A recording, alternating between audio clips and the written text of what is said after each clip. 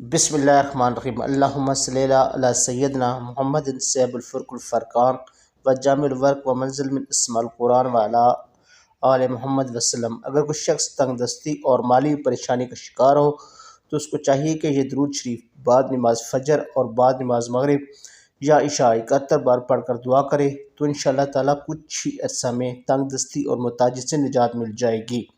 इसके अलावा अगर किसी औरत का शोहर मारपीट और जुल्म और सितम करता हो तो यही अमल करने से और इस अमल की बरकत से बहुत जल्द इंशाअल्लाह शोहर बीवी पर मेहरबान हो जाएगा और घरेलू उलझनें ख़त्म होंगी।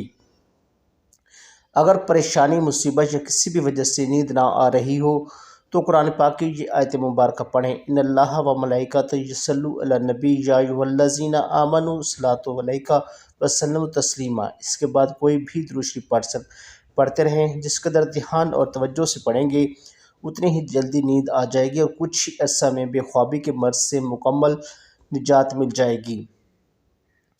नाज़रीन, जो माँ बाप अपनी औलाद के रिश्तों से मुतल्लिक परेशान हों उन्हें चाहिए कि अपनी औलाद को ये कुरानी दुआ याद करवा दें और ख़ुद भी इसका एहतमाम करें।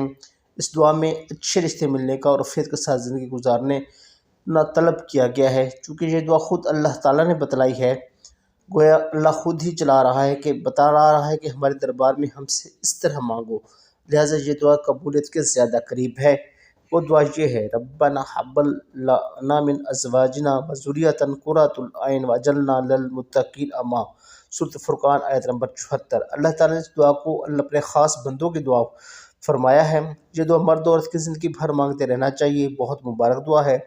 इसमें शोहर बीवी बच्चे ख़ानदान के सब दीन और दुनिया आखिरत दोनों की दुआएं आ गई हैं। जो शख्स भी इस दुआ को अपने मामूल में शामिल रखेगा इससे खुशगवार इज़्वाजी ज़िंदगी मुयस्सर होगी।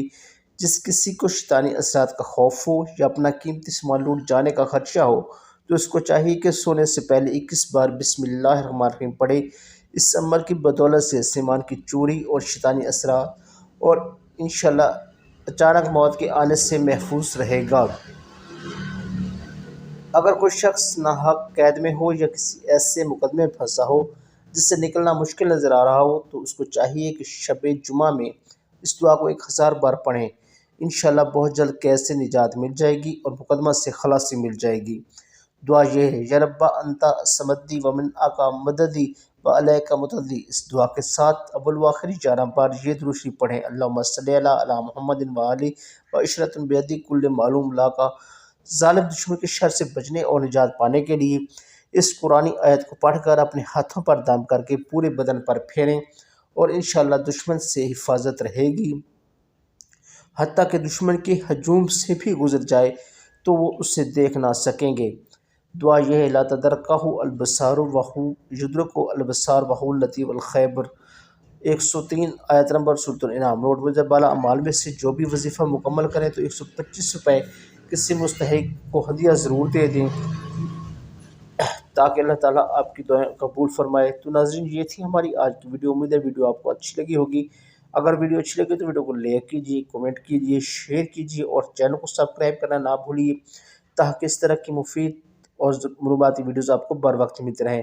अल्लाह आप सबका हामी